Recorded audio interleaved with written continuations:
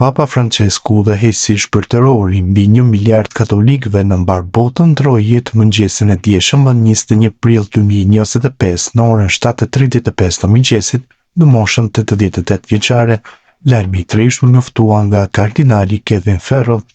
Papa Francesku, i lindur si Jorge Mario Bergoglio në Buenos Aires, Argentinë, ishte një tifoz i pasionuar i futbollit dhe detaje interesante janë zbuluar pas vdekjes së tij.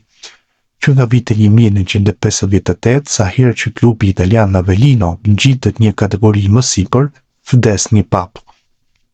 Në vitin 1958, Avellino shkoi në Serie C dhe Papa Piu i XII ndron jetë, ndërsa në vitin 1963, Avellino shkoi sërish në Serie C dhe Papa Gjoni XIII vdes. E njëjta gjë përsëritet dhe në vitin 1978 kur Avellino ngjitet në Serie A dhe Papa Pali VI dhe Papa Gjon Pali i parë humbin jetën. Në vitin 2005 Avellino u promovua në Serie B dhe Papa Gjon Pali II ndronte jetë. Historia vijonte në vitin 2025 kur kjo skuadër ngjitet në Serie B dhe Papa Francesku vdes.